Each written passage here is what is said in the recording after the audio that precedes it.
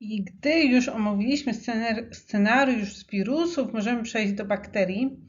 Na samym końcu całej prezentacji będzie oczywiście do mnie mail, więc jeśli cokolwiek jest niejasne, jeśli mają Państwo jakieś pytania, proszę pisać. A my tymczasem poznajmy różne oblicza bakterii. Tu scenariusz, jak Państwo widzą, jest dość rozbudowany. Na samym początku zastanowimy się, co to właściwie są bakterie. Czy istnieją bakterie doskonałe? Następnie porozmawiamy o bakteriach wywołujących choroby. Po tym, gdy już przeanalizujemy bakterie wywołujące choroby,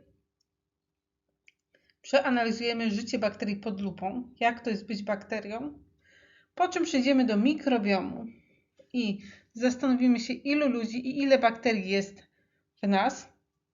Następnie przejdziemy do innych rozważań, mianowicie bakterie, czy są wrogiem, czy przyjacielem. No i na końcu spotkamy się na sali sądowej.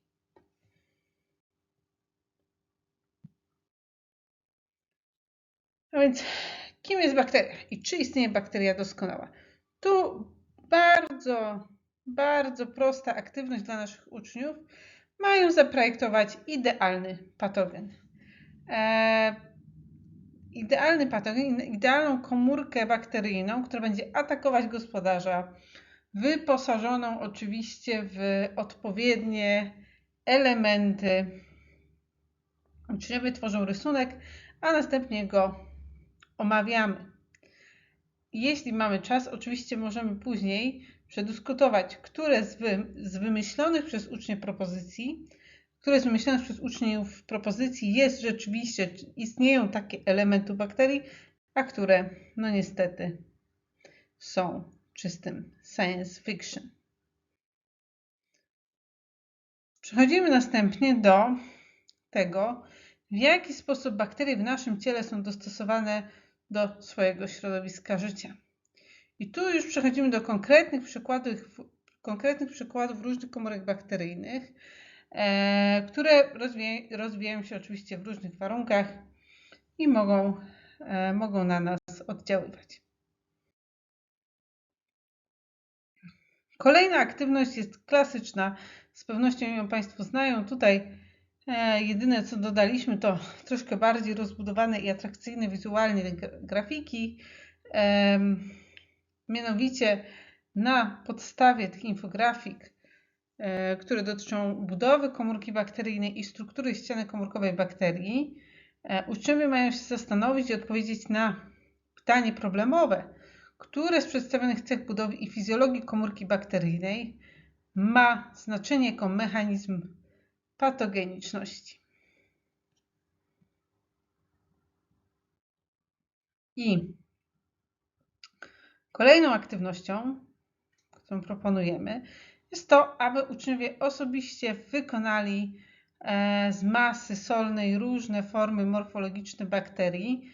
To również aktywność, która wychodzi ciekawie zarówno w szkole podstawowej, jak i liceum. I ostatni element, jeśli mamy ochotę na bardziej interdyscyplinarną aktywność, to tu możemy zaproponować naszym uczniom, aby ze wsparciem nauczyciela informatyki zaprojektowali prostą aplikację, gdzie dobiera się poszczególne cechy bakterii i projektują idealny patogen bakteryjny. Na końcu zadania ewaluacyjne. Kolejna lekcja. Niewyobrażalnie małe, niewiarygodnie liczne, ale też sprytne jako pasożyty o bakteriach, które wywołują choroby. Pierwsza aktywność i ta pierwsza aktywność tej lekcji jest najbardziej rozbudowana.